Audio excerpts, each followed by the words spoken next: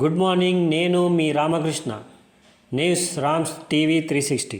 Please like, subscribe and share. ఇప్పటి వరకు మీరు ఎవరైనా సబ్స్క్రైబ్ చేసుకోకపోతే ప్లీజ్ సబ్స్క్రైబ్ చేసుకోండి. Raja Saab pan India star Prabhas Raja Saab movie గురించి చెప్పాలంటే నాకు చాలా నచ్చింది. చాలా బాగుంది. లాస్ట్ 5 minutes అయితే ప్రభాస్ యాక్షన్ అయితే peak stage. Raja Saab super అంటే ఆ ఫాంటసీ, ఆ horror super duper hit. Blockbuster అంటే ఇంకా ఏమి చెప్పలేము, అంతే. Pan India star Prabhas comedy కానీ యాక్షన్ కానీ చాలా బాగా చేశాడు. ప్రభాస్ని ఇలా చూడడం చాలా బాగుంది.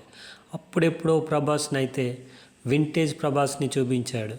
డార్లింగ్, బుజ్జిగాల్లో చూసాము, మళ్ళీ ఇప్పుడు చూస్తున్నాము. ఇక డైరెక్టర్ మారుతి కామెడీ హర్రర్ చాలా కష్టపడి చేసినట్లుంది. బాగానే హ్యాండిల్ చేశారు. ఇంకా చూపించవచ్చు అనిపించింది. సెకండ్ హాఫ్ మాత్రం మైండ్ బ్లోయింగ్. టూ గుడ్ అంటే టూ గుడ్. ఫుల్ స్వాగ్ పెట్టాడు. వేరే లెవెల్ ఒక స్వాగ్. ఒక ఫస్ట్ హాఫ్ మాత్రం అమ్మాయితో రొమాంటిక్గా పెట్టాడు. ఇక సెకండ్ హాఫ్ అయితే స్వాగ్ పిచ్చి ర్యాంప్ ఉన్నది, వేరే లెవెల్. సెకండ్ హాఫ్లో ట్విస్ట్ ఎవరు ఊహించలేరు. Prabhas comedy timing elevation super bro.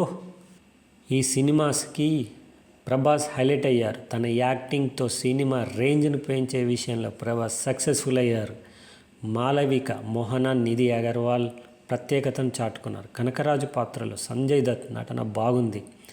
నానమ్మ పాత్ర పోషించిన జరీనా వాహెబ్ తన నటనతో ప్రత్యేకతను చాటుకున్నారు. తమ పాటలు ఆకట్టుకోలేకపోయినా బీజిఎం విషయంలో మెప్పించాడు. కార్తిక్ పాలని సినిమాటోగ్రాఫిక్ బాగుంది. డైరెక్టర్ మారుతి ప్రభాస్ని అభిమానులకు నచ్చేలా చూపించడంలో ఫెయిల్ అయ్యాడు. ఎడిటింగ్లో మరికొన్ని జాగ్రత్తలు తీసుకుంటే బాగుండు. Please like, subscribe and share.